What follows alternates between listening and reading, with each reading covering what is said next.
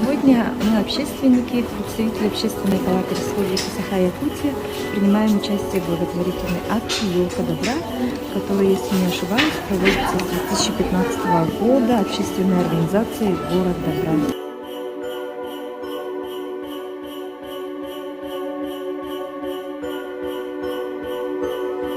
Время чудес, и мы сегодня присоединились к акции «Елка добра» и купили подарки. Детишки под Новый год смогли получить маленькие подарочки. Думаем, это будет им очень приятно.